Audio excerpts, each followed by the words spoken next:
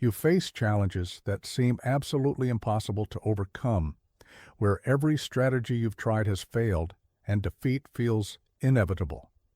The weight of these impossible battles crushes your spirit daily, making you question whether victory is even possible anymore, while others somehow find ways to triumph in similarly dire circumstances.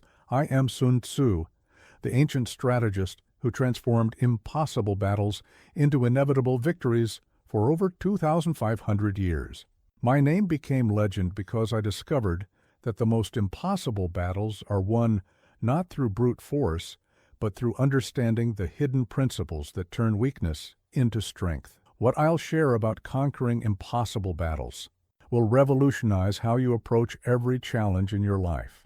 The same strategies that won ancient wars against overwhelming odds can transform your most hopeless situations into stepping stones to victory.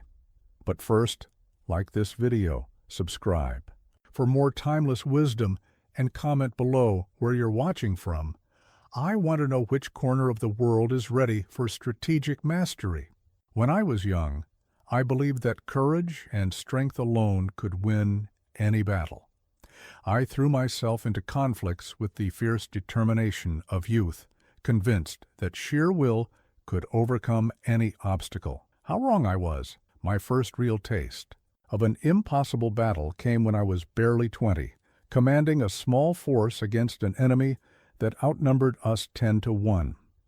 We were trapped in a narrow valley surrounded by mountains on 3 sides and a superior army blocking our only escape route. My soldiers looked to me with eyes full of fear and resignation. They had already accepted defeat before the battle began. In that moment, I realized that traditional military thinking would lead us all to slaughter. That night, as I sat beside my dying campfire, I pulled out what would become my most treasured possession, the War Scroll of Wu. It was blank then, just rough parchment I had intended for recording troop movements. Instead, I began writing my first observations about why conventional warfare fails when the odds become impossible. I wrote, "The clever combatant looks to the effect of combined energy and does not require too much from individuals." That realization changed everything. I stopped seeing my small army as weak and started seeing the enemy's large army as unwieldy. Where they saw strength in numbers, I began to see weakness in coordination. Over the following days, instead of planning a frontal assault that would have been suicide, I studied the enemy's patterns. I noticed they grew overconfident, their discipline relaxed, their guards became predictable. I learned that in impossible battles, your greatest weapon is not what you can do, but what your enemy cannot do because of their own assumptions about victory. We won that battle not through fighting, but through making fighting unnecessary. While the enemy expected us to charge desperately into their ranks, we disappeared into mountain paths they didn't know existed.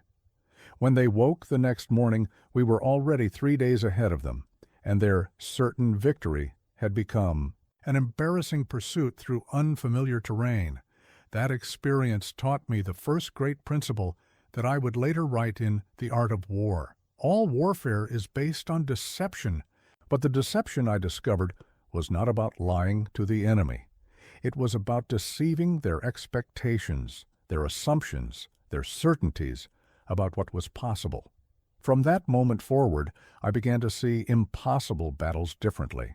They became puzzles to solve rather than disasters to endure. Each seemingly hopeless situation became an opportunity to develop new strategies, to think beyond conventional limitations, to find the hidden advantages that exist in every crisis. War Scroll of Wu grew thicker with each campaign, filled with observations about human nature, strategic positioning, and the psychology of conflict. I learned that impossible battles are won in the mind, long before they are won on the battlefield. The commander who masters his own thinking first can master any situation, no matter how hopeless it appears. This is why I can speak to you today about conquering the impossible. Not because I was born with some special gift, but because I learned through necessity, through defeat, through moments when surrender seemed like the only rational choice. Every principle I will share with you was forged in the crucible of situations where victory seemed impossible, yet somehow, through strategy and wisdom, became inevitable. I carry with me always a polished bronze shield that most would consider worthless in battle, too small to protect the body, too bright to avoid drawing enemy attention. But this mirror shield taught me the most profound lesson about impossible. Battles. They are won first in the realm of perception, not reality. During my campaign in the Eastern Territories, I faced a warlord whose reputation preceded him like thunder before lightning. They called him the Iron Mountain, a man who had never lost a battle, who commanded armies so vast they darkened the horizon. When my scouts reported his approach, even my most seasoned officers began speaking in whispers of honorable surrender. I watched my own reflection in that bronze shield and asked myself a question that changed everything. What if impossible is simply what we have not yet learned to see differently? The truth about impossible battles is that they exist primarily in our minds. When we label something impossible, we stop looking for solutions. We accept limitations that may not actually exist. We surrender before the battle begins, defeated not by the enemy, but by our own perception of what cannot be overcome. I studied the Iron Mountain's victories, and I discovered something remarkable. Every battle he had won followed the same pattern. His enemies saw his massive army, accepted defeat as inevitable, and fought half-heartedly from the beginning. They defeated themselves through their belief in his invincibility. This is the first great illusion of impossible battles, the assumption that what appears overwhelming must actually be overwhelming. But appearances can deceive, and size often masks fundamental weaknesses that smaller, more agile forces can exploit. I held up my mirror shield and taught my officers to see the enemy army differently. Instead of one massive, invincible force, we began to see it as many smaller units that had to coordinate with each other. We saw supply lines stretched thin across vast distances. We saw communication challenges that increased with every additional 1,000 soldiers. Most importantly, we saw the psychological burden that the Iron Mountain carried, the pressure of maintaining a perfect record, the weight of his own reputation, the fear of being the general who finally lost an impossible-to-lose battle. When armies become too large, they become slow. When reputations become too perfect, they become brittle. When victories become too expected, they become careless. The very things that make an opponent seem impossible to defeat often contain the seeds of their own downfall. I learned to look beyond the surface of any impossible situation and ask, what weakness is hiding behind this apparent strength? What fear is masquerading as confidence? What limitation is disguised as unlimited power? The mirror shield showed me that in every impossible battle, there are always two wars being fought simultaneously. The first is the visible war, the one everyone can see with its obvious advantages and disadvantages. The second is the invisible war, the battle of perceptions, assumptions, and psychological positioning. Most commanders focus entirely on the visible war and lose before they begin. But those who learn to win the invisible war first often find that the visible war becomes unnecessary. When you control how a situation is perceived, you control the outcome before the first move is made. This is why I spent 3 days polishing that bronze shield before facing the Iron Mountain. Not because I needed to see my own reflection, but because I needed to remember that everything my enemy saw when he looked at my smaller army was also a reflection, a projection of his own assumptions about what small armies could and could not accomplish. When the battle finally came, we won not by matching his strength, but by making his strength irrelevant. We fought the war he wasn't prepared for, using tactics his experience couldn't counter, in terrain where his numbers became a disadvantage rather than an asset. The impossible became inevitable the moment we stopped seeing through his eyes and started seeing through the clear reflection of strategic truth. In my darkest hour, when defeat seemed certain, and my own commanders questioned my judgment, I reached into my inner robe and felt the smooth surface of a jade stone no larger than my thumb. This self-reflection stone had been my constant companion through every impossible battle, reminding me of a truth that most warriors never learn. You cannot conquer what lies outside until you have conquered what lies within. The storm I speak of is not the chaos of battle itself, but the tempest that rages in your own mind when everything you thought you knew about yourself is stripped away by impossible circumstances. It was during the siege of Yanling that I truly understood this principle. We had been surrounded for 47 days. Food supplies were nearly exhausted, water was rationed to a few precious drops per soldier, and disease had begun to claim more lives than enemy arrows. My officers came to me with surrender terms that seemed almost generous compared to our desperate situation. Any reasonable commander would have accepted, but I had learned that impossible battles reveal who you truly are, beneath all the armor of reputation, training, and expectation. In that moment of absolute crisis, I held the jade stone and asked myself the most difficult questions a leader can face. What am I really made of? What do I truly believe? What am I willing to sacrifice? And what am I absolutely unwilling to surrender? The first thing I discovered about myself in that storm was my capacity for self-deception. I had always believed I was fighting for honor, for my king, for the glory of victory. But when stripped down to the essence by impossible circumstances, I realized I was fighting for something much simpler and more powerful. I was fighting because giving up was simply not in my nature, regardless of the cost. This revelation was both terrifying and liberating. Terrifying because it meant I would continue fighting, even when wisdom suggested surrender. Liberating because it meant I possessed a source of strength that no enemy could calculate, no siege could exhaust, no impossible odds could diminish. The second discovery was even more profound. I learned that my greatest weaknesses were often my greatest strengths, turned inside out. My stubborn refusal to accept defeat, which had nearly gotten me killed in earlier campaigns, was also the source of my ability to find solutions when others saw only problems. My tendency to question every conventional approach, which frustrated my officers and delayed quick decisions, was also what allowed me to see possibilities that escaped more traditional minds. My habit of thinking in terms of long-term consequences rather than immediate gains, which sometimes cost us tactical advantages, was what enabled me to transform short-term defeats into strategic victories. During those dark days at Yanling, I instituted what I called the daily reflection. Each morning before planning the day's resistance, I would spend time with the jade stone, honestly assessing not just our external situation, but my internal state. What fears was I carrying? What anger was clouding my judgment? What hopes was I clinging to that might be preventing me from seeing reality clearly? I discovered that in impossible battles, your mind becomes both your greatest weapon and your most dangerous enemy. Despair can paralyze you when action is needed most. False hope can blind you to real opportunities.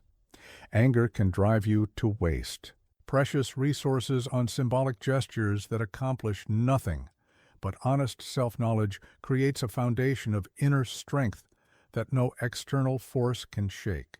When you know exactly what you are capable of, both your powers and your limitations, you can make decisions based on reality, rather than wishful thinking or fearful assumptions. The jade stone taught me to distinguish between the storms that rage outside and the storms that rage within.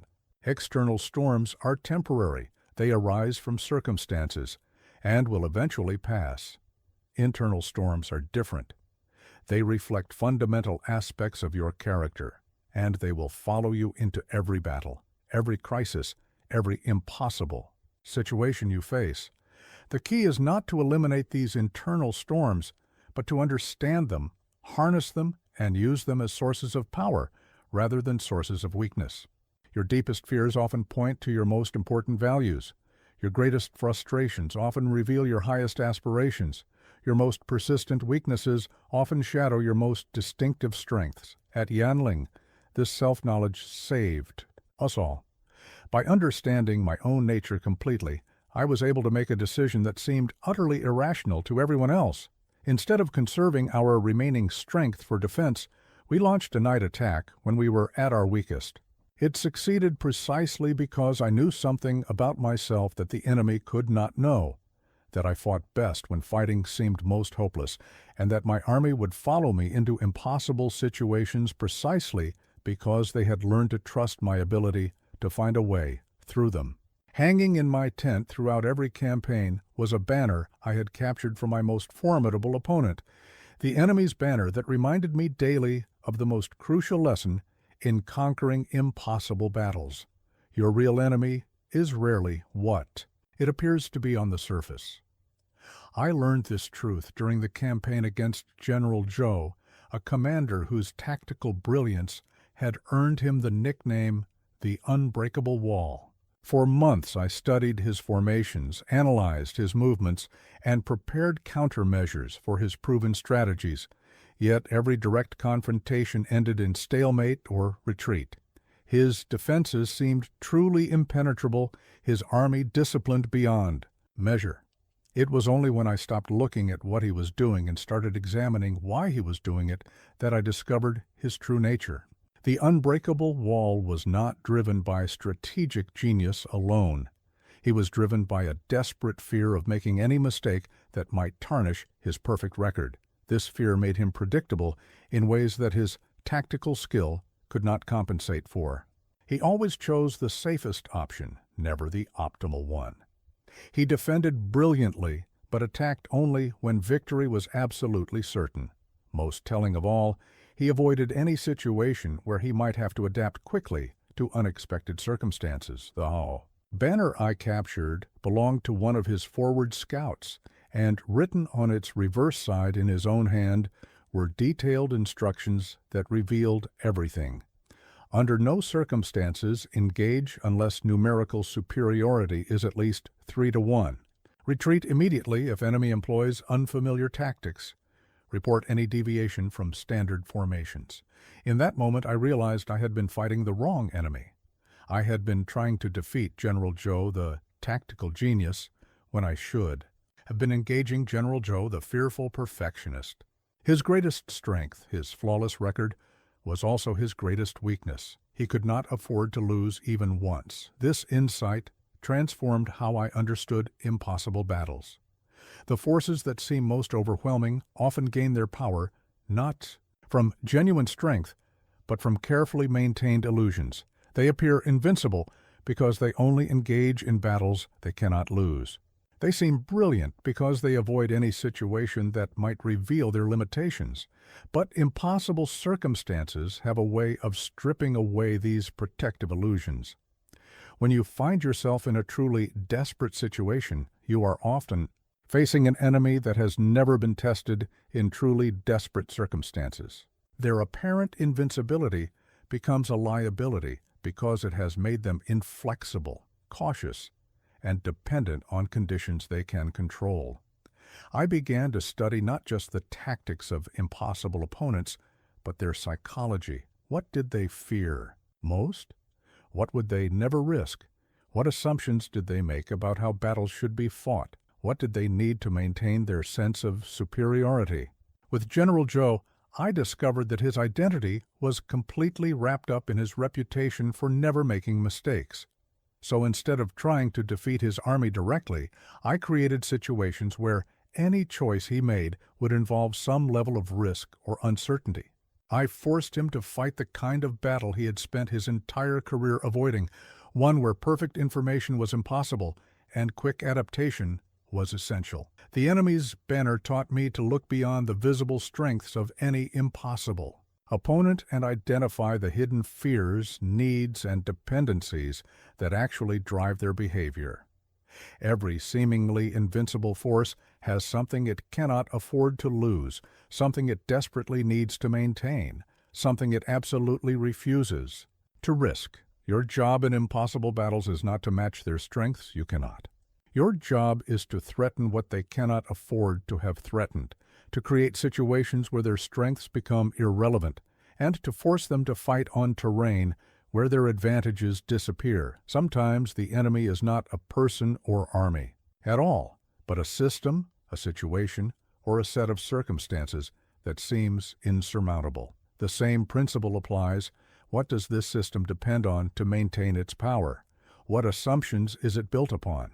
What would happen if those assumptions were challenged or if those dependencies were disrupted?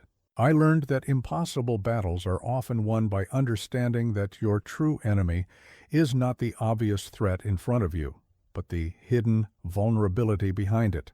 The general who never loses is vulnerable to anything that might make him lose. The system that seems all-powerful is vulnerable to forces it was never designed to handle.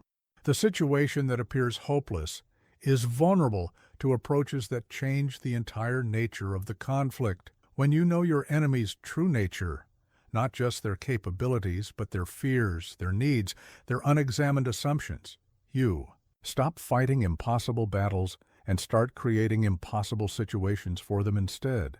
In all my years of warfare, no victory gave me greater satisfaction than the siege that ended before it began.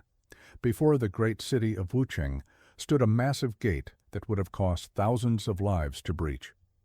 That gate, the unopened gate, became the symbol of my greatest strategic insight. The supreme excellence consists in breaking the enemy's resistance without fighting. Most commanders measure their skill by the battles they win. I learned to measure mine by the battles I made unnecessary. When facing truly impossible odds, the question is not, how can I win this fight? But rather, how can I make this fight irrelevant? The siege of Wucheng presented exactly such an impossible situation. The city's walls were impregnable, their supplies adequate for a year-long siege, and their defenders outnumbered our forces 3-1. Any direct assault would have been suicide. A prolonged siege would have given their allies time to surround us. Retreat would have meant abandoning our entire campaign, yet I had learned that impossible battles often dissolve when you attack the assumptions that make them seem necessary in the first place. Why did we need to take the city by force? Because we needed to control the territory. Why did we need to control the territory? Because we needed to secure the trade routes. Why did we need to secure the trade routes? To prevent enemy supplies from reaching their main army. Following this chain of reasoning to its source revealed something remarkable. We didn't need to capture Wucheng at all.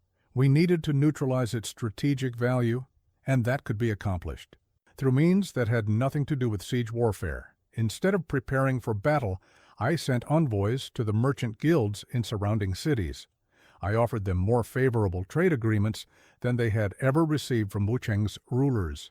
Within weeks, the economic foundation that made Wucheng strategically important began to crumble as commerce flowed around it, rather than through it. Simultaneously, I spread carefully crafted rumors about our true strength and intentions. Not lies, but selective truths that painted our position as far stronger than it appeared. I made sure these rumors reached the city's defenders through multiple sources, each confirming the other's accounts. The brilliance of this approach was that it turned the defenders' greatest asset, their security behind those walls, into their greatest liability. Cut off from accurate intelligence, they could not distinguish between truth and carefully crafted perception. Their isolation made them vulnerable to exactly the kind of psychological pressure that physical isolation was supposed to prevent. Most importantly, I gave them a way to surrender their position without losing face. I publicly announced that any city that joined our alliance voluntarily would receive favorable treatment and maintain local autonomy. This wasn't a threat, it was an opportunity dressed as diplomacy. Within 3 months, Buqing's leaders sent envoys requesting terms for peaceful transition. The unopened gate never needed to be breached because the city opened it voluntarily. We achieved complete strategic victory without losing a single soldier to combat. This experience taught me that winning without fighting is not about avoiding conflict. It's about choosing the battlefield where victory is inevitable. Instead of fighting the enemy where they are strongest, you create conditions where their strength becomes irrelevant or even counterproductive. The key insight is understanding that every impossible battle exists within a larger context. Change the context, and the battle itself changes. Sometimes it becomes easier. Sometimes it becomes unnecessary. Sometimes it transforms into an entirely different kind of challenge that you are better equipped to handle. When facing impossible odds, ask yourself, what assumptions am I making about how this conflict must be resolved? What if those assumptions are wrong? What would happen if I changed the rules of engagement entirely? What if victory could be achieved through means that have nothing to do with direct confrontation? This approach requires tremendous discipline because it goes against every instinct that tells us to meet force with force, to answer aggression with aggression, to prove our strength through direct confrontation. But impossible battles are impossible precisely because conventional approaches don't work. The supreme excellence lies in recognizing that the most effective victories often look like something other than victories to those who don't understand. Strategy, they look like negotiation, like misdirection, like patience, like wisdom. But they achieve objectives more completely and with less cost than any amount of heroic fighting could accomplish. Remember the unopened gate whenever you face an impossible situation. Before you accept that a fight is inevitable, examine whether the fight itself is based on assumptions that can be changed, context that can be shifted, or rules that can be rewritten. The most impossible battles are often the ones that, with sufficient wisdom and patience, never need to be fought at all. Among my most treasured possessions is a tattered banner that saved my life and the lives of 3,000 soldiers, the false retreat banner that taught me the profound difference between dishonesty and strategic deception. When facing impossible odds, the ability to control what your enemy believes about your intentions becomes more valuable than any weapon. I first learned this principle during what should have been my final battle. We were trapped in a narrow canyon with enemy forces blocking both exits. Our supplies were exhausted, our men were wounded and demoralized, and surrender seemed the only option to prevent complete annihilation. The enemy commander, confident in his overwhelming advantage, sent terms that were surprisingly generous. He could afford to be merciful when victory was certain. But I had been studying the nature of deception in warfare, and I realized that our desperate situation was actually a form of camouflage. The enemy saw exactly what they expected to see, a defeated army with no options left. Their certainty about our helplessness had made them careless about their own positioning. That night, I ordered my men to begin what appeared to be preparations for surrender. We gathered our remaining banners, including one I had specifically designed for this moment, a white flag marked with symbols of retreat. But this false retreat banner was not what it seemed. Hidden in its folds were detailed instructions for a coordinated nighttime escape that would leave the enemy watching an empty canyon by dawn. The deception worked because it aligned perfectly with the enemy's assumptions. They expected us to surrender, so they saw surrender preparations. They expected defeated soldiers to move slowly and dejectedly, so our careful positioning looked like the natural behavior of men who had accepted defeat. They expected no surprises from a cornered army, so they didn't look for them. By morning, we had not only escaped the trap, but repositioned ourselves behind their main force. The hunters had become the hunted, and their certain victory had become an embarrassing tactical disaster. The false retreat banner had transformed our apparent weakness into actual strength. This experience taught me that deception in impossible battles is not about lying. It's about controlling perception. Your enemy will always see what they expect to see unless you give them compelling reasons to see something else. Their assumptions about your capabilities, intentions, and options become a kind of blindness that you can exploit. The most effective deceptions work because they confirm what the enemy already believes. If they think you are weak, appearing even weaker can mask preparations for strength. If they think you are trapped, appearing more trapped can disguise your escape route. If they think you are defeated, appearing more defeated can camouflage your counterattack. But strategic deception requires absolute honesty with yourself about your actual situation. You cannot deceive the enemy effectively if you are deceiving yourself about your real capabilities and limitations. The false retreat banner worked because I knew exactly what we could and could not accomplish under those circumstances. I learned to distinguish between three types of deception in impossible battles.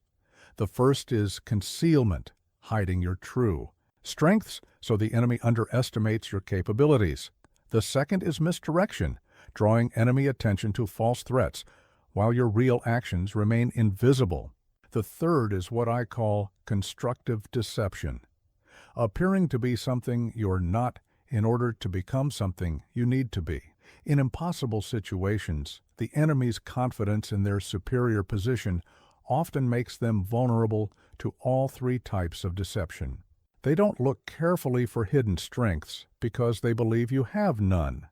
They don't guard against misdirection because they think they understand your options completely. They don't prepare for transformation because they assume your current weakness is permanent. The key is understanding that when odds seem impossible, your enemy has usually stopped thinking strategically about you. They have categorized you as defeated and begun behaving accordingly. This creates opportunities that would not exist if they still considered you a serious threat. However, deception in impossible battles must be used with wisdom and restraint.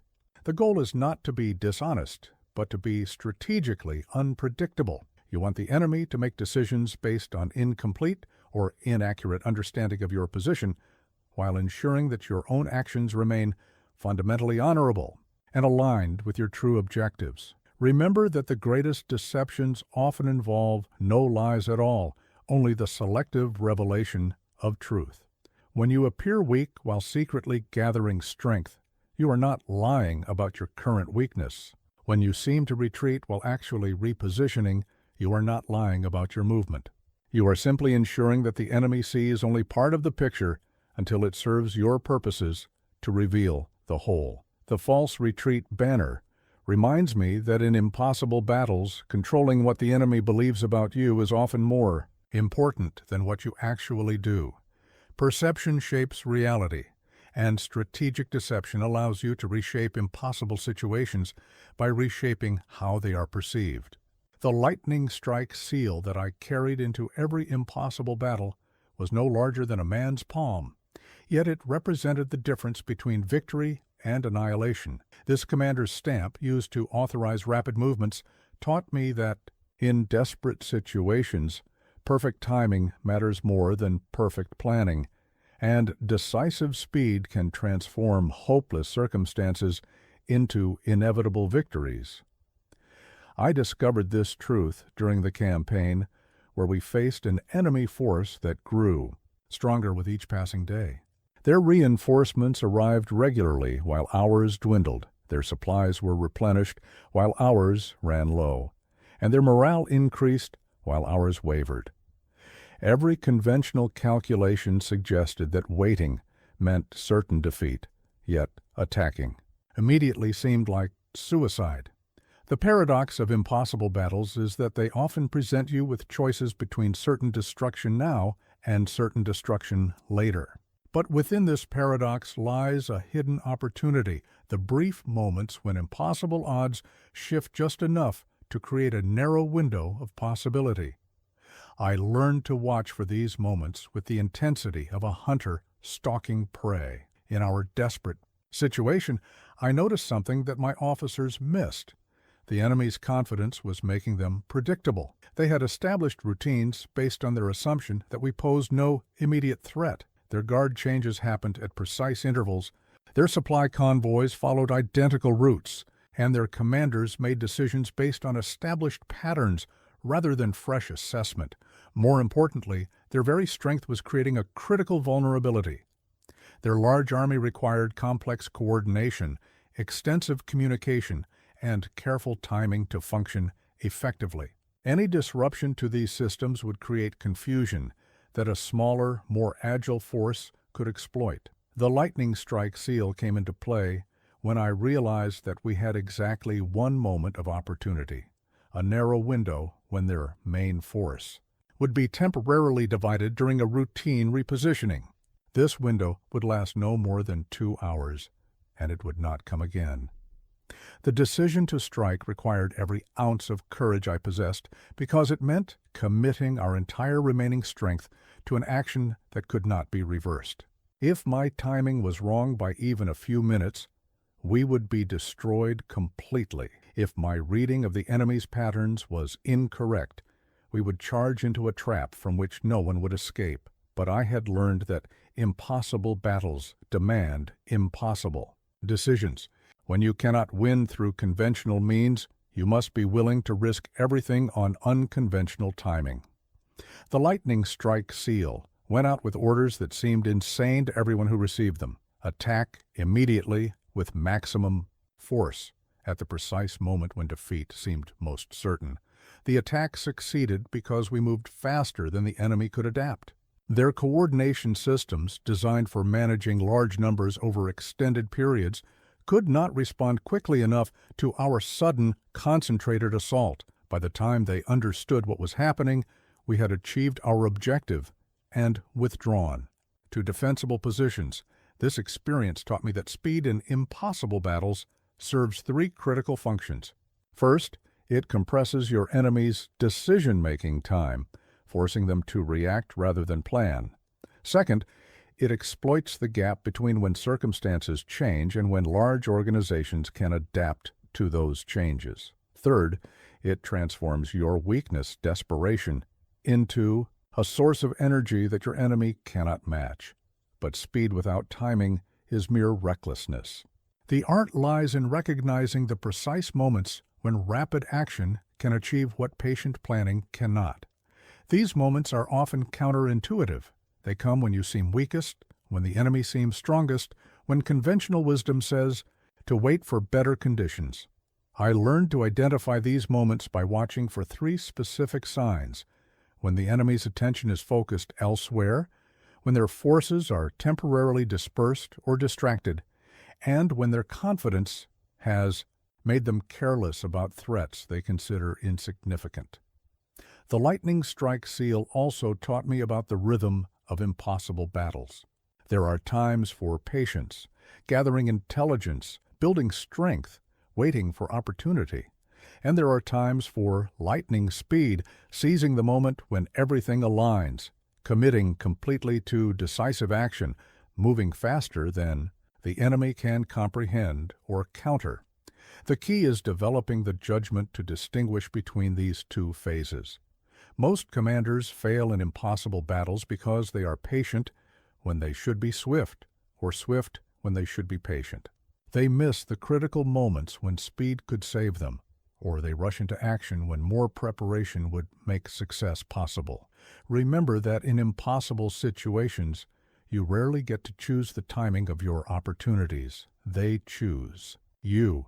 Your job is to be ready when they arrive, to recognize them instantly when they appear, and to act with such speed and decisiveness that your enemy has no chance to prevent your success.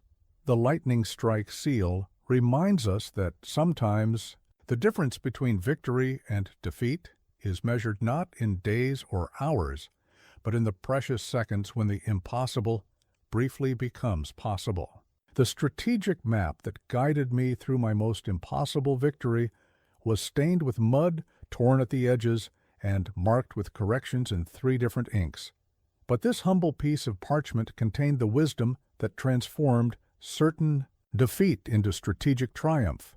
In impossible battles, where you fight matters more than how you fight. I learned this lesson during the Battle of the Three Valleys, where my small force faced an enemy army 5 times our size in what appeared to be ideal terrain for their cavalry and siege engines. The broad, flat approaches to our position gave them every advantage, while the rocky hills behind us offered only the promise of slow retreat and eventual encirclement. But the strategic map revealed something that casual observation missed. Those 3 valleys were not separate geographical features. They were connected by a network of hidden passes and narrow defiles that could transform our apparent trap into a tactical maze. The enemy saw open ground perfect for their strengths. I saw opportunities to control movement, limit visibility, and turn their numerical advantage into a coordination nightmare. The first principle of positioning in impossible battles is this: you cannot overcome superior force by meeting it directly. You must choose terrain where their advantages become liabilities, and your disadvantages become sources of strength. This requires looking beyond the obvious features of any situation to understand its hidden structure. On that strategic map, I marked not just the visible elements, hills, rivers, roads, but the invisible ones, sight lines, communication routes, supply paths, escape routes, and choke points. I studied how weather would affect movement, how time of day would impact visibility, and how the psychological pressure of fighting in confined spaces would affect enemy morale. Most importantly, I identified what I called terrain leverage points, positions, that, if controlled, would give a small force disproportionate influence over a much larger area. In the 3 valleys, there were exactly 4 such points, 3 narrow passes that controlled access between the valleys, and 1 elevated position that commanded views of all approaches. The genius of positioning is that it allows you to fight multiple small battles instead of one large battle you cannot win. By controlling those 4 leverage points, we transformed one impossible confrontation into a series of manageable engagements. The enemy's 5,000-man army became irrelevant because only 50 men at a time could attack any of our positions. But positioning is about more than physical terrain. The strategic map taught me to think about psychological terrain, temporal terrain, and informational terrain as well. Where will your enemy feel confident? Where will they feel vulnerable? When will they be most alert? When will they be most careless? What do they know? What do they assume? What are they blind to? In impossible battles, you must position yourself, not just in physical space, but in mental space. You want to occupy psychological positions where your enemy's thinking becomes predictable, where their options become limited, where their advantages cannot be brought to bear effectively. During the Three Valleys engagement, I positioned our forces not just to control key terrain, but to control the enemy's decision-making process. Every move they considered was channeled through positions we had prepared. Every option they evaluated led them deeper into situations where our smaller numbers were sufficient and their larger numbers were excessive. The strategic map also revealed the importance of what I call defensive positioning, choosing ground, where you cannot lose, versus offensive positioning, choosing ground where you can win. In impossible battles, defensive positioning must come first. You must secure your ability to survive before you attempt to secure your ability to prevail. This means identifying and occupying positions that are inherently sustainable with your available resources, naturally defensible against superior force, and connected to supply lines or escape routes that your enemy cannot easily cut. Only after establishing such positions can you consider how to use them as launching points for victory. The enemy at Three Valleys made the classic mistake of armies. Facing impossible odds from their opponent's perspective, they assumed that controlling more territory meant controlling the battle. They spread their forces to occupy the maximum amount of ground, believing that comprehensive coverage would prevent any surprise. But the strategic map showed me that, in impossible battles, controlling key positions is more valuable than controlling Large areas.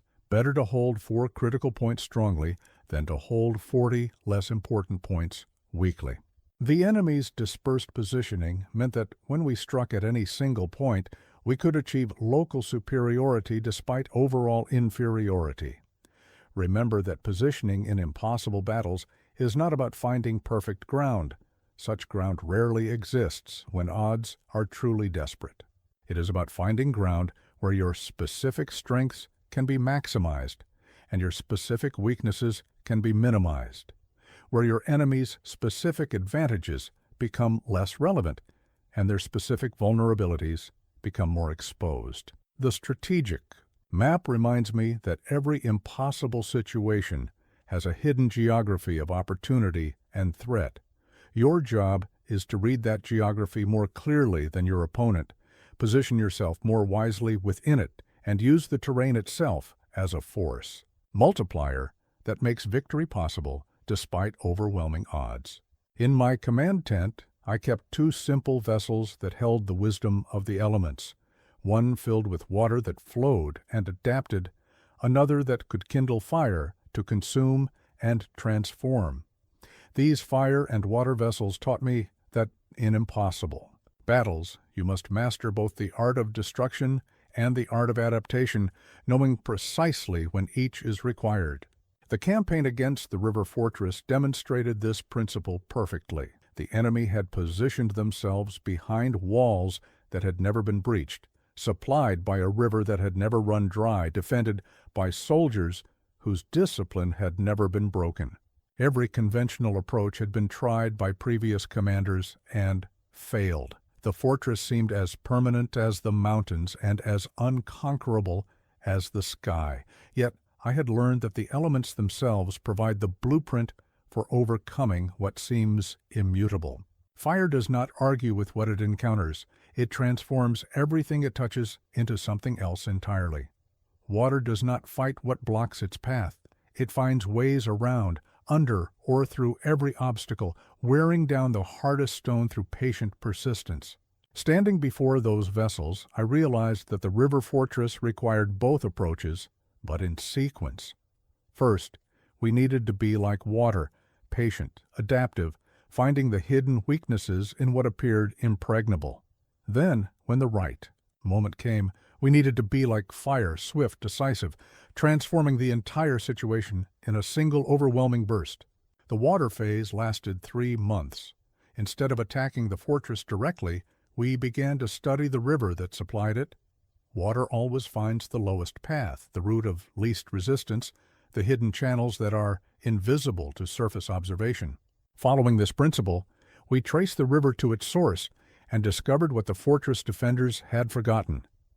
Rivers can be redirected, but redirection required the patience of water itself. We diverted small streams first, then larger tributaries, making changes so gradual that the fortress garrison noticed nothing until their water levels began dropping. Like water wearing away stone, we eroded their position without direct confrontation, making their strength irrelevant by removing its foundation.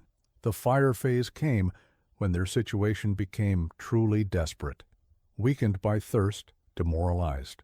By the seeming impossibility of their position, the defenders were psychologically prepared for sudden transformation. When we finally attacked, it was not the patient siege they expected, but an overwhelming assault that transformed their entire reality in a single night. Fire and water taught me that impossible battles often require you to embody contradictory qualities at different times. Sometimes you must be patient when every instinct screams for action. Sometimes you must strike with devastating speed when wisdom suggests caution. The art lies in knowing which element the situation demands. Fire strategies are appropriate when circumstances are ripe for rapid, dramatic change. When your enemy's position has been weakened to the breaking point, when a single decisive action can transform everything, when delay will only allow them to recover their strength. Fire consumes quickly and completely, leaving no possibility of return to the previous situation. Water strategies are appropriate when direct confrontation would be futile, when your enemy's position seems impregnable, but may have hidden vulnerabilities, when patient persistence can accomplish what immediate force cannot. Water finds ways where none seem to exist, adapts to any container, and eventually overcomes the hardest resistance through gentle but inexorable pressure.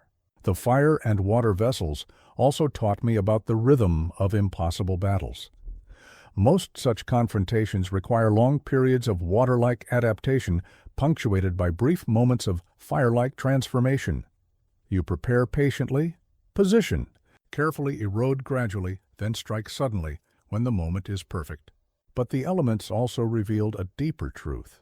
In impossible battles, you often must become what you are fighting against.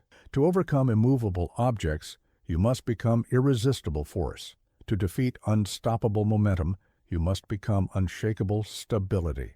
The fortress could not be conquered by force because it was built to resist force.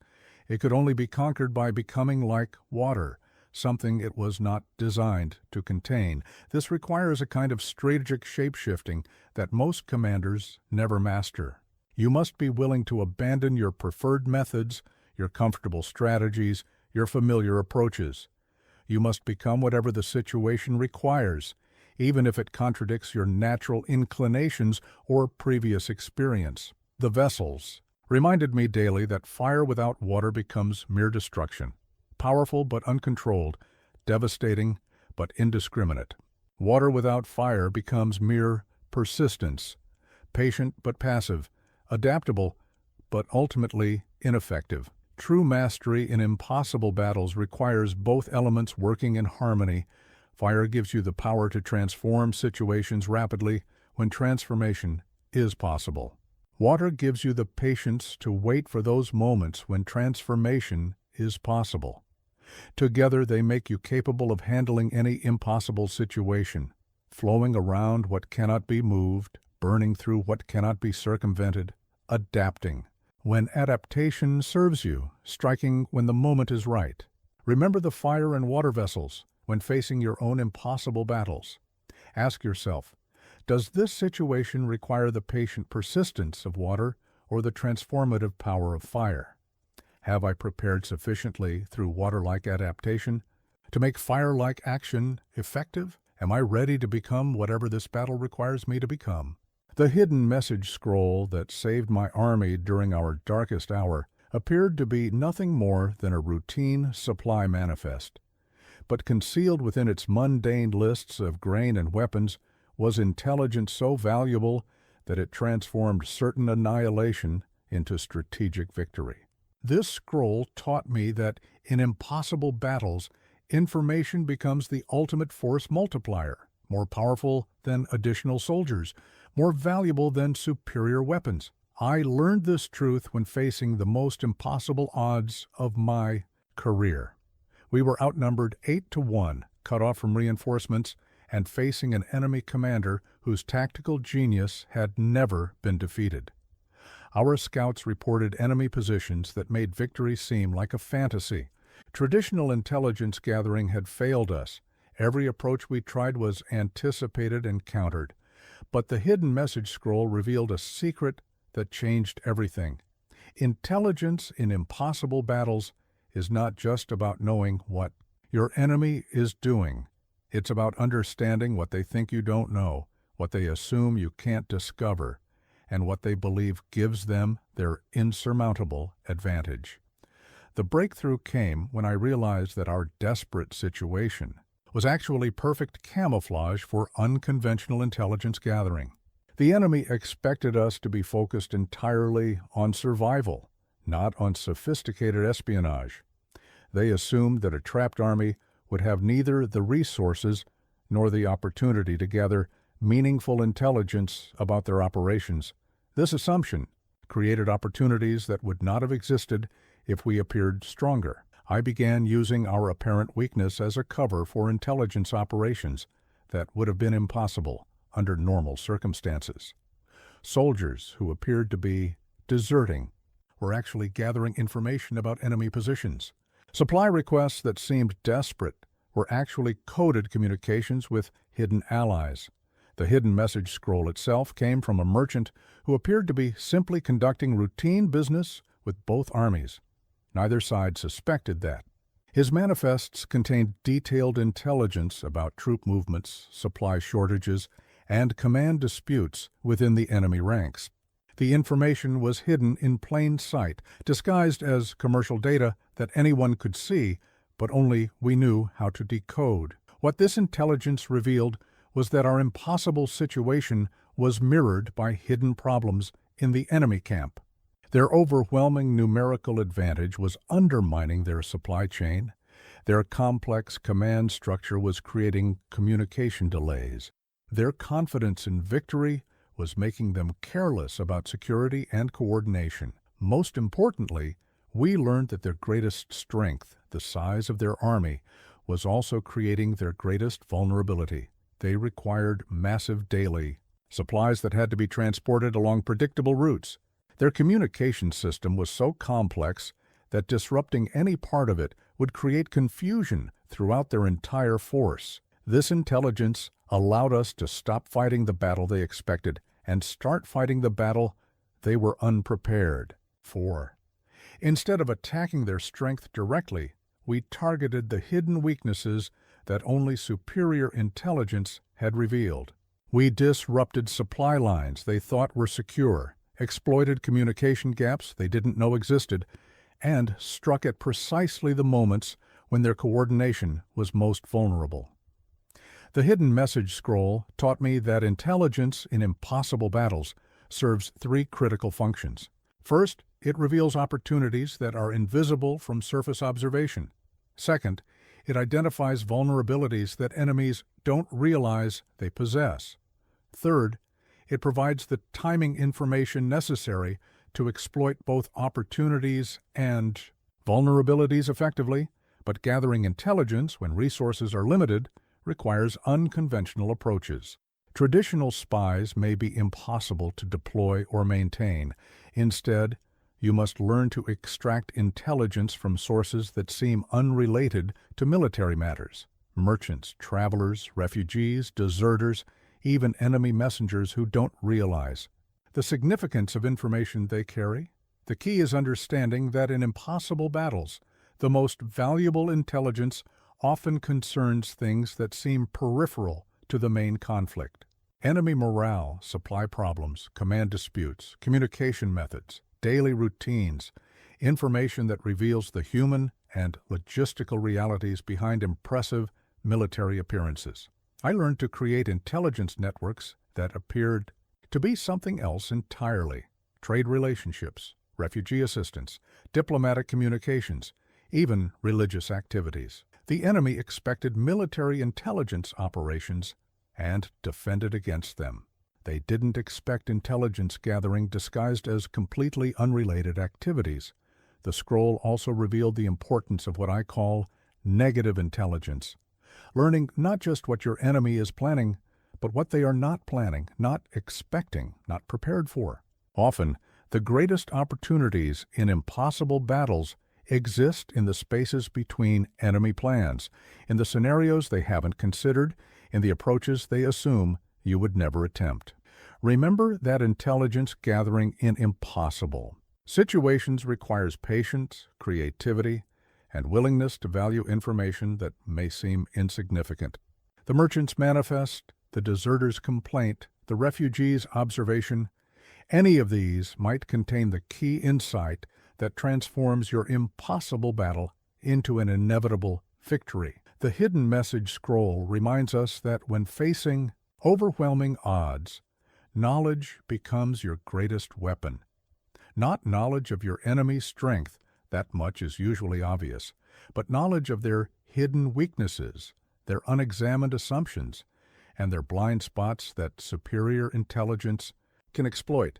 The commander's seal that I pressed into countless orders during our most desperate campaigns was worn smooth by constant use, its edges softened by the weight of impossible decisions. This simple bronze disc taught me that when everything is falling apart, unity of command becomes the invisible force that holds victory together, not through rigid control, but through absolute clarity of purpose and unshakable consistency of leadership. I discovered this truth during the campaign of 7 disasters, where my forces faced defeat after defeat, each setback worse than the last.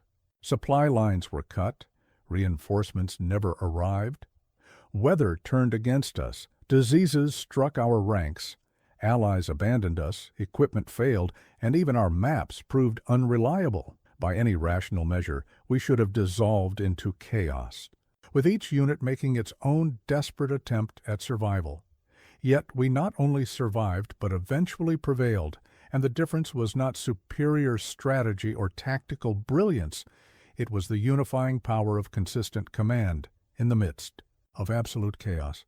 When everything external becomes unpredictable, something internal must remain constant, or the force that holds your efforts together will simply evaporate under pressure. The commander's seal represented more than authority. It represented the promise that no matter how impossible circumstances became, there would always be one point of stability, one source of clear direction, one voice that could cut through confusion and provide coherent guidance when nothing else made sense. But unity of command in impossible battles is paradoxical. It requires being absolutely firm about essential principles while remaining completely flexible about methods and tactics. The seal went on to orders that often contradicted previous plans, reversed established procedures, and demanded actions that seemed to make no sense based on traditional military logic. What never changed was the clarity of communication and the consistency of decision-making criteria. Every order, no matter how unexpected, was connected to our core objectives and explained in terms of principles that my officers could understand and trust. When circumstances forced us to abandon Plan A, then Plan B, then Plan C, my commanders knew that Plans D through Z would all serve the same ultimate purpose. The campaign of 7 disasters taught me that chaos is not the absence of order, it is the presence of too many competing orders. In impossible battles you face not just external enemies, but internal confusion. Different units receive conflicting information, various officers propose contradictory solutions, multiple crises demand simultaneous attention, and the natural human response is fragmentation. Unity of command prevents this fragmentation by creating what I call hierarchical clarity, a structure where everyone knows exactly who makes which decisions, who has authority over what resources, and who is responsible for which outcomes. This clarity becomes more important as situations become more desperate, because desperate circumstances naturally create pressure for everyone to act independently. The seal taught me to distinguish between centralized control and unified command. Centralized control means one person makes every decision, impossible in chaotic battles where circumstances change faster than information can travel. Unified command means everyone makes decisions according to the same principles, toward the same objectives, with the same understanding of priorities.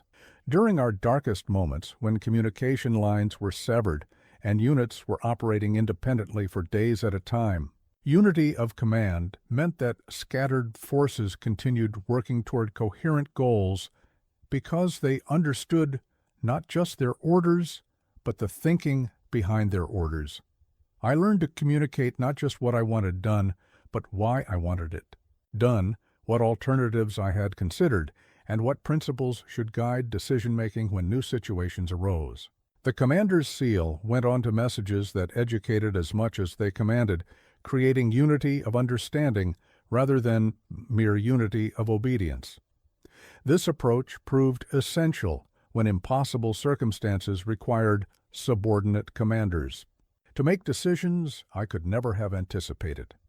Because they understood my reasoning process and decision-making criteria, they could act as I would have acted even when facing situations I had never encountered. The seal also reminded me that in impossible battles, your authority comes not from your position, but from your ability to provide value to those who follow you. When everything is falling apart, People follow leaders who help them make sense of chaos, who provide reliable guidance in unreliable circumstances, who remain calm and decisive when panic would be understandable. True unity of command in chaos means becoming the fixed point around which others can organize their efforts. Not because you control everything, that's impossible when odds are truly desperate, but because you provide the clarity, consistency, and confidence that allow others to function effectively despite external chaos. Remember, the commander's a seal when facing your own impossible battles. Whether you're leading others or leading only yourself, unity of command means maintaining absolute clarity about your core objectives, unwavering consistency in your decision-making principles, and complete reliability in your commitment to see things through, regardless of how circumstances change. The discipline rod that I carried into every impossible battle was made of simple bamboo, flexible enough to bend without breaking, strong enough to maintain its shape under pressure. This humble instrument taught me that when defeat seems certain and hope appears lost, discipline and morale become the twin forces that determine whether impossible odds break your spirit or forge it into something unbreakable. I learned this lesson during the siege of endless winter, when my forces were trapped for 4 months in conditions that tested every limit of human endurance. Food reduced to single daily meals, water rationed to precious drops, cold so severe that men lost fingers to frostbite, and an enemy that reminded us daily that surrender would end our suffering immediately. Yet what I discovered in those dark months was that discipline and morale in impossible battles followed different rules than in ordinary conflicts. Normal military discipline is about following orders when following orders makes sense. Impossible battle discipline is about maintaining standards when standards seem pointless, continuing routines when routines seem meaningless, and preserving structure when structure seems like mere pretense. The discipline rod represented my daily choice to treat our desperate situation as if it were temporary, our depleted forces as if they were still an army, and our slim chances as if they were certain victory waiting to unfold. Every morning, despite conditions that made military protocol seem ridiculous, we conducted inspection, reviewed objectives, and maintained the rituals that separated soldiers from survivors. This discipline served a purpose that went far beyond military efficiency. When everything external crumbles, internal structure becomes the foundation upon which hope rebuilds itself. The simple act of maintaining standards when standards seem impossible to maintain sends a powerful message to your own mind and to those around you. We have not given up. We have not accepted defeat. We still believe victory is possible. But discipline without morale becomes mere stubbornness. Morale without discipline becomes mere wishful thinking. The bamboo rod taught me that true strength in impossible battles comes from the integration of both. Discipline that maintains fighting capacity even when fighting seems futile, and morale that maintains fighting spirit even when fighting seems hopeless. During the endless winter, I discovered that morale in impossible battles cannot be based on probability of success. Such probability is usually close to zero. Instead, it must be based on certainty of purpose, clarity of values, and conviction that some things are worth fighting for regardless of odds. I spent those frozen months helping my soldiers understand that we were not just fighting for victory, we were fighting for the principle that impossible circumstances do not automatically deserve surrender. We were proving to ourselves and to history that human beings can maintain their dignity, their standards, and their commitment to each other, even when everything conspires against them. The discipline rod went with me on daily walks through our frozen camp, not to punish failures, but to recognize small successes. When a soldier maintained his equipment despite having no expectation of using it, when guards remained alert despite seeing no point in vigilance, when men shared scarce rations fairly despite desperate hunger, these moments of discipline in hopeless circumstances became the foundation of unshakable morale. I learned that impossible battles reveal character in ways that ordinary conflicts cannot. When victory seems likely, soldiers fight for reward. When defeat seems certain, soldiers fight for reasons that transcend immediate circumstances.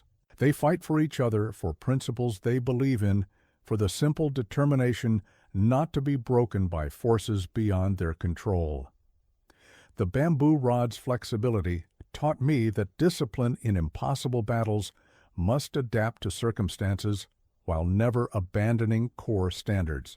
We simplified our procedures when complexity became impossible to maintain, but we never abandoned our commitment to excellence.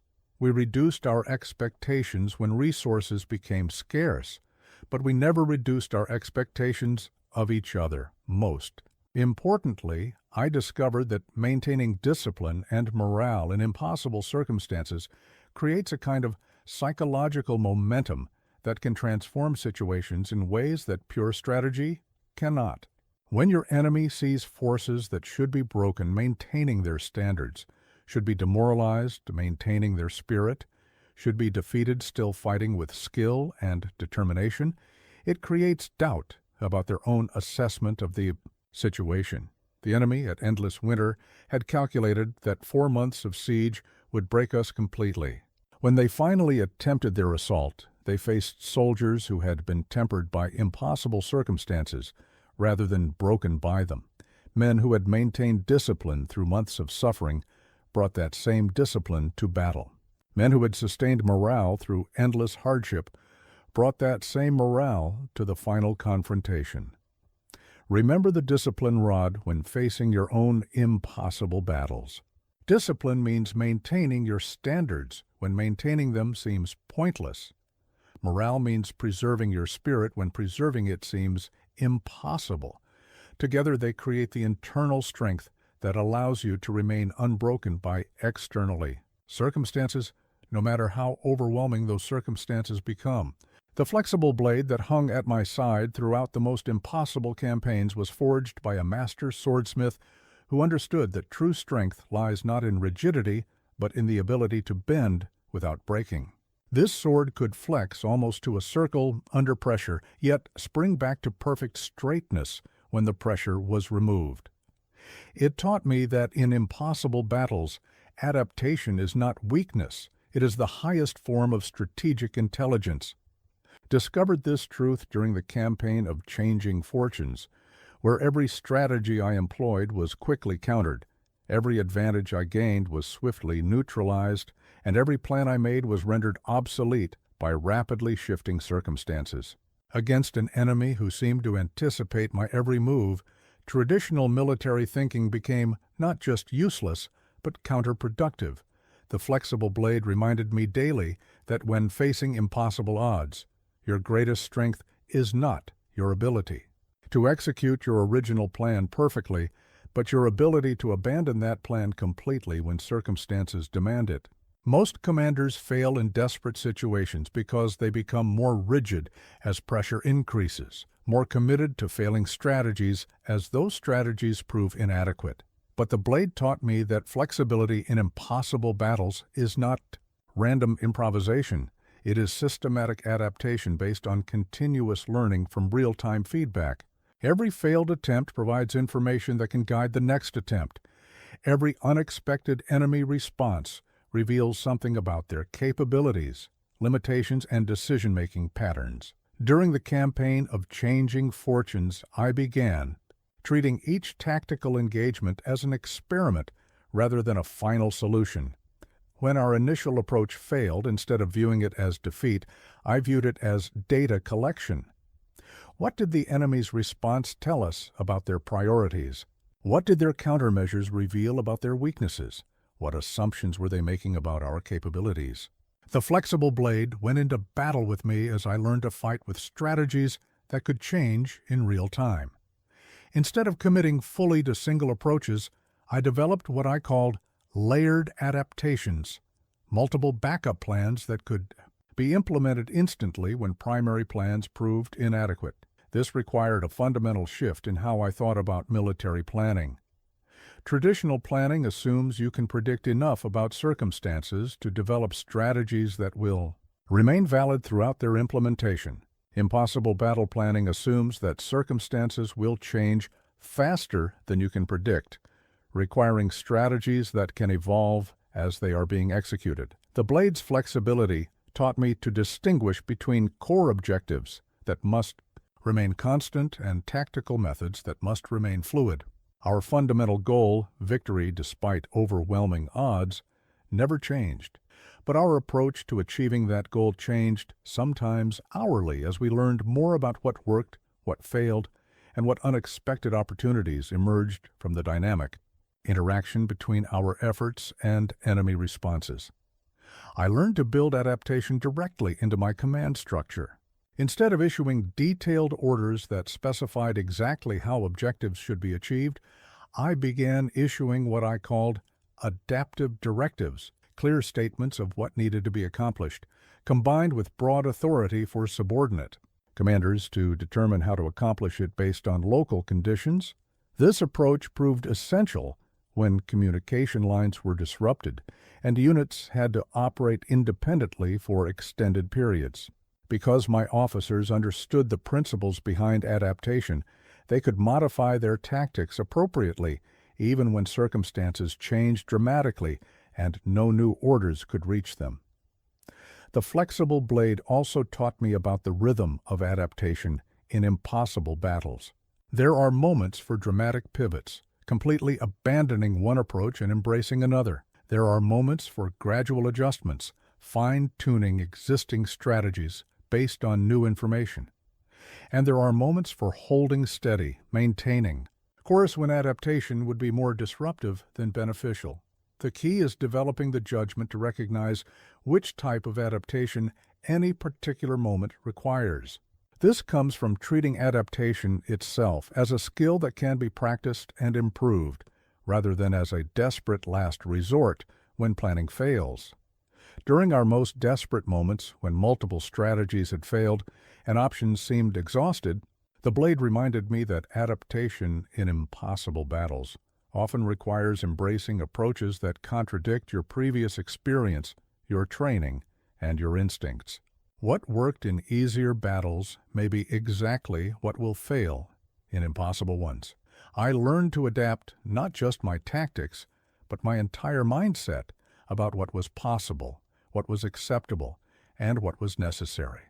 The enemy expected us to behave like a conventional army following conventional strategic principles. Our adaptation made us something they had never encountered and were not prepared to counter. Remember the flexible blade when facing your own impossible battles. Adaptation means maintaining absolute commitment to your core objectives, while maintaining complete flexibility about methods for achieving them. It means treating every failure as information, every setback as redirection, and every unexpected development as potential opportunity for approaches you had not previously considered. The Pathfinder's compass that guided me through the most treacherous terrain of my career was unlike any navigation instrument I had ever seen. Its needle pointed not just to magnetic north, but seemed to find direction even when all conventional paths were blocked. This mystical device taught me that in impossible battles, movement forward is often more important than movement in the right direction, because forward momentum creates opportunities that static positioning cannot. I learned this lesson during the March of No Return, when my forces were trapped between two enemy armies with no apparent route of escape. To the north lay impassable mountains. To the south stretched deadly swamps. To the east and west waited enemies, eager to complete our destruction. Every conventional analysis suggested that movement in any direction would lead to disaster more quickly than staying put. Yet the Pathfinder's compass revealed a truth that saved us all. In impossible situations, staying still is not safety. It is slow death. The enemy's strategy depended on our paralysis, on our acceptance that movement meant suicide. They had calculated our supplies, estimated our morale, and determined exactly how long we could survive without moving. Their entire plan required us to remain stationary while they positioned themselves for final victory.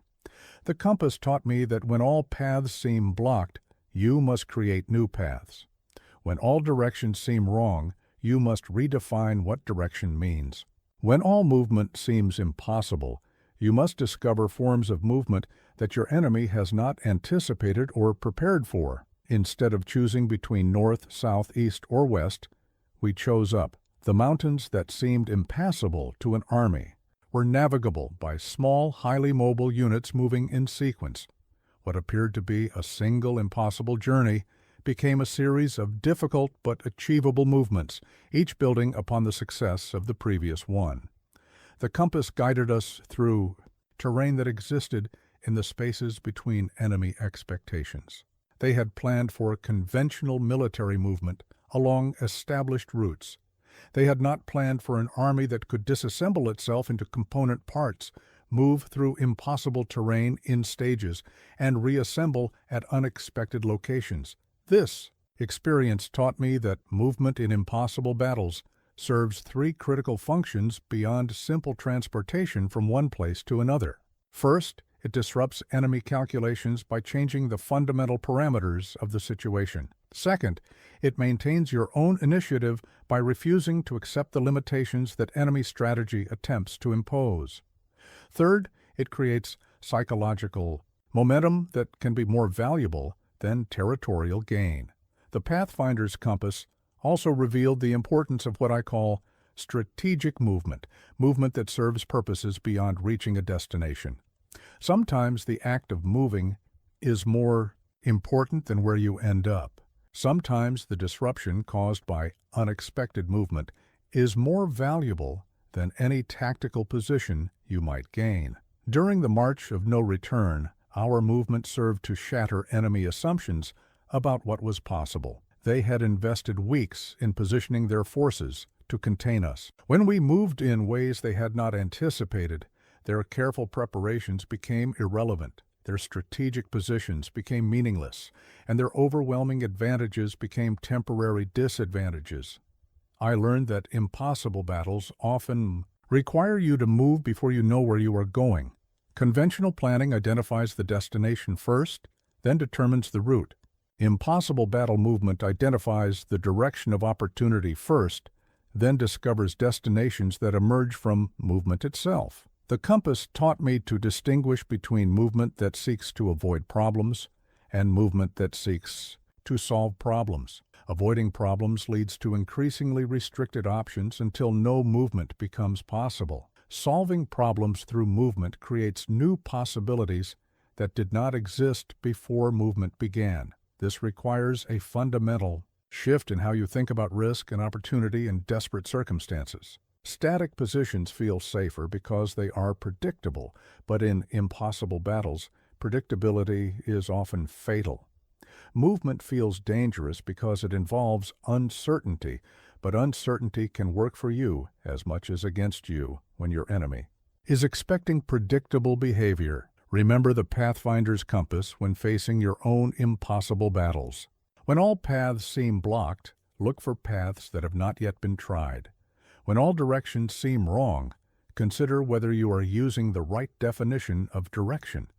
When all movement seems impossible, examine whether impossible movement might be exactly what the situation requires to transform it from impossible to inevitable.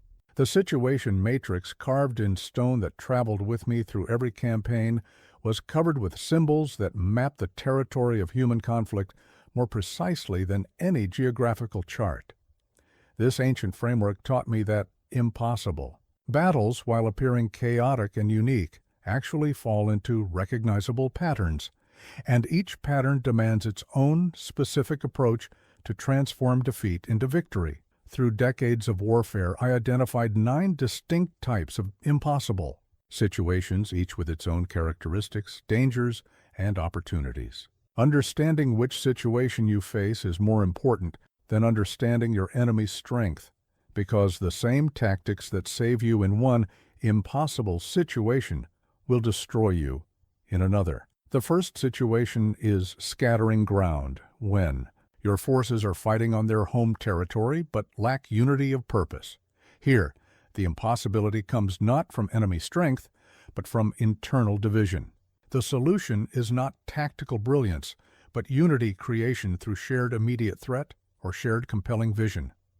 The second is light ground, when you are operating in border territories where commitment is uncertain. The impossibility stems from half-hearted effort and easy retreat options. Victory requires removing escape routes and creating conditions where total commitment becomes the only viable choice. The third is contentious ground, terrain that offers advantage to whoever controls it first. The impossibility lies in competing for position against superior forces. Success comes through speed and positioning rather than strength, reaching critical positions before the enemy realizes their importance. The fourth is open ground, situations where both sides have freedom of movement and action. Impossibility emerges from the enemy's superior mobility or numbers. Victory requires controlling movement through positioning, intelligence, and psychological warfare, rather than direct confrontation. The fifth is intersecting ground, complex days, situations involving multiple parties and shifting alliances. The impossibility comes from navigating competing interests and uncertain loyalties. Success demands diplomatic insight combined with military pressure, creating conditions where others serve your objectives. The sixth is serious ground, deep penetration into enemy territory where retreat becomes costly. Impossibility stems from isolation and extended supply lines. Victory requires living off the land, winning hearts and minds, and turning enemy territory into allied territory through superior treatment of local populations. The seventh is difficult. Ground, terrain that naturally favors defenders over attackers. Impossibility comes from geographical disadvantage that conventional tactics cannot overcome. Success requires unconventional approaches that make terrain irrelevant or turn geographical disadvantage into strategic advantage. The eighth is encircled ground, complete enemy surrounding with limited supplies and communication. Impossibility stems from isolation and resource limitation. Victory demands conservation of strength, exploitation of enemy overconfidence, and coordination of breakout attempts with external developments. The ninth is death ground, situations where only fighting can save you from destruction. Impossibility comes from having no alternative to victory. Paradoxically, this most desperate situation often produces the most decisive victories because it eliminates hesitation and unlocks reserves of determination that less desperate circumstances cannot access. The situation matrix taught me that recognizing your situation accurately is more important than assessing your enemy's capabilities. Most commanders fail in impossible battles because they apply strategies appropriate to one situation while actually facing a completely different situation. During the campaign of 5 fronts, I initially treated our predicament as open ground, developing mobile strategies for a fluid battle. Our repeated failures made no sense until I realized we were actually fighting on death ground, complete enemy encirclement, with no retreat possible. The moment I changed to death ground tactics, accepting that only total victory could save us, our entire strategic picture transformed. Each situation demands not just different tactics, but different psychology. Scattering ground requires inspirational leadership that creates unity. Death ground requires calm acceptance that fighting is the only option. Contentious ground requires aggressive speed. Difficult ground requires patient creativity.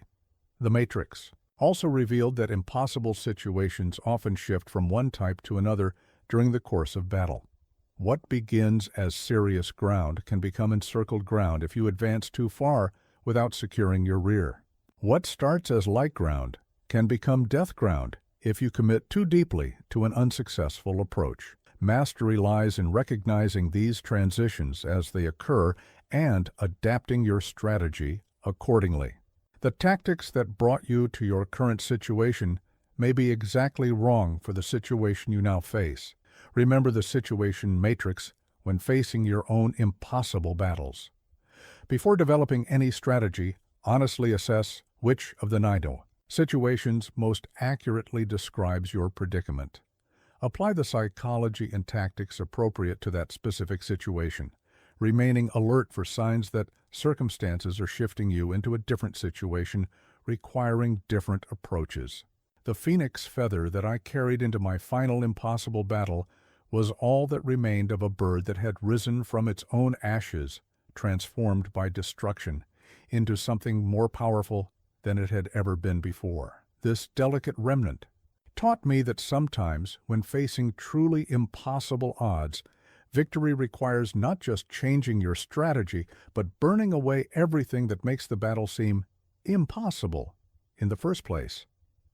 I learned this truth during the Siege of Last Hope, when conventional wisdom, traditional tactics, and gradual approaches had all failed completely. We had tried patience, tried cleverness, tried adaptation, tried everything except the one approach that seemed too dangerous to consider, deliberately destroying the entire framework within which the battle was being fought. The phoenix feather reminded me that fire does not negotiate with what it encounters. It transforms everything into something entirely different. In impossible battles, there are moments when gradual change is not enough, when clever adaptations miss the point, when the only path to victory requires completely remaking the situation through decisive, irreversible action. The enemy at last. Hope held every advantage that military science could provide: superior numbers, better position, unlimited supplies, experienced commanders, and time on their side. Every calculation suggested that they could maintain their advantages indefinitely. While our position deteriorated daily, they had created what appeared to be a permanently impossible situation for us. But the phoenix feather taught me to ask a different question. What if the entire structure of this conflict could be changed so completely that their advantages became irrelevant? What if we could transform not just our tactics, but the fundamental nature of what we were fighting about? This led to what I called the strategy of total transformation. Instead of trying to defeat the enemy army, we began working to eliminate the reasons for the army's existence. Instead of fighting for control of territory, we made the territory worthless to fight over. Instead of competing for resources, we created conditions where those resources became unnecessary. The attack by fire came when we realized that the enemy's greatest strength, their perfect defensive position, was also their greatest weakness. They had become so invested in holding their position that they could not abandon it even when holding it ceased to serve any strategic purpose. We began systematically destroying not their army, but their reason for fighting. Through diplomatics initiatives, we eliminated the political objectives that made military victory important. Through economic pressure, we made their territorial gains financially costly rather than beneficial. Through psychological warfare, we made their defensive position a source of embarrassment rather than pride. The phoenix feather guided us through the most dangerous phase of this strategy, the moment when we had to burn away our own conventional approaches and commit completely to transformation. This required abandoning military solutions that we understood in favor of integrated political, economic, and psychological approaches that were much riskier, but potentially much more effective. The fire phase required incredible courage because it meant deliberately destroying stable but inadequate approaches to create space for revolutionary but uncertain ones. We dismantled our own defensive positions, abandoned our own supply lines, and eliminated our own escape routes, not because we wanted to increase our vulnerability, but because our attachment to these safety measures was preventing us from seeing and seizing opportunities for complete transformation. The Phoenix strategy worked because it attacked the enemy's assumptions about what kind of conflict they were fighting. They had prepared for military battle, not for the fundamental transformation of the entire context within which military battle was taking place. When the nature of the conflict changed completely, their military superiority became irrelevant. This experience taught me that attack by fire in impossible battles is not about destruction for its own sake. It is about creative destruction that clears space for approaches that were previously impossible to implement. Sometimes you must burn away the old to make room for the new, destroy the inadequate to create the transformative. The phoenix feather reminds me that the most impossible battles often require the most impossible solutions. When gradual change is insufficient, when clever tactics are inadequate, when all conventional approaches have failed, victory may require the courage to deliberately destroy the entire framework that makes the battle seem impossible and create a completely new framework within which victory becomes inevitable. Remember the phoenix when facing your own impossible battles. Sometimes the only way out is through complete transformation, not just of your strategy, but of the entire situation. Sometimes you must be willing to burn away everything that is not essential in order to discover what is possible when you are no longer limited by what previously seemed necessary. The victory stone that stands in the place where my greatest impossible battle was, one, bears a simple inscription. Here, the impossible became inevitable. This monument, erected not by conquerors but by those who learned that defeat is never final until you accept it as final, represents the ultimate truth about impossible battles. They transform not just circumstances, but the people who refuse to surrender to them. As I prepare to pass from this world to whatever lies beyond, I reflect on what these impossible victories have taught me about the nature of human potential and the power of strategic thinking applied to hopeless circumstances. The battles are over, but their lessons live on in everyone who faces overwhelming odds and chooses to fight anyway. The victory stone reminds me that impossible battles are never really about the external opposition you face. They are about discovering what you are capable of becoming when everything you thought you knew about limits is stripped away by necessity. Every impossible situation is an invitation to transcend your previous understanding of what is possible. Through decades of impossible campaigns, I learned that what we call impossible is usually just unprecedented. The strategies that fail are those based on what has been done before. The strategies that succeed are those based on what has never been tried, what conventional wisdom says cannot work, what seems too simple or too complex or too audacious to be taken seriously. But the greatest legacy of impossible victories is not the tactical knowledge or strategic insights they provide. It is the transformation they create in those who achieve them. When you have won battles that should not have been winnable, you never again accept that any situation is truly hopeless. When you have found solutions where no solutions seem to exist, you approach every problem with confidence that solutions can be created.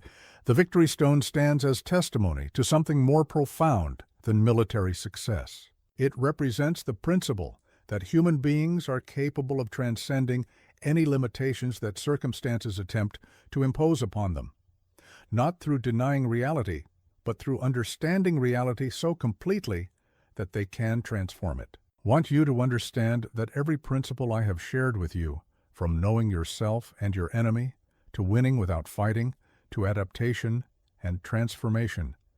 These are not just military strategies. They are life strategies. They are approaches to any impossible situation, whether you face it on a battlefield, in your career, in your relationships, or in your personal struggles with adversity. The impossible battles of your life may not involve armies and territory, but they will involve the same fundamental challenges: overwhelming odds, limited resources, superior opposition, uncertain outcomes, and the constant temptation to surrender because surrender seems rational and continued. Fighting seems futile. Remember that impossible battles choose their fighters. They do not come to those who are already strong enough to handle them easily. They come to those who have the potential to become strong enough, but only through the process of fighting them. The battle itself creates the capacity for victory. The victory stone will endure long after those who erected it have returned to dust. But its message is not really about the permanence of monuments, it is about the permanence of principles. The wisdom gained from impossible victories lives on in everyone who applies that wisdom to their own impossible circumstances. When you face your impossible battles, carry with you everything I have shared. Know yourself completely and honestly. Understand your opposition more clearly than they understand themselves. Win without fighting when possible. Fight without hesitation when necessary. Use deception wisely. Move with perfect timing. Position yourself strategically. Be like water when adaptation serves you, like fire when transformation is required. Gather intelligence that reveals hidden opportunities. Maintain unity of command. In chaos, preserve discipline and morale when hope seems lost. Adapt continuously while holding firmly to core objectives. Move forward even when no path is visible. Recognize which situation you face and apply appropriate strategies. And when all conventional approaches have failed, be willing to transform. The entire nature of the conflict through approach is so audacious that they succeed precisely because no one expects them to be attempted. The victory stone reminds me that impossible battles are not obstacles to be endured. They are opportunities to be seized. They offer the chance to discover capabilities you did not know you possessed, to develop strengths you never knew you could develop, and to achieve victories that will inspire others facing their own impossible odds. This is my final teaching. There are no impossible battles, only battles that require impossible solutions, and you are more capable of impossible solutions than you have ever imagined.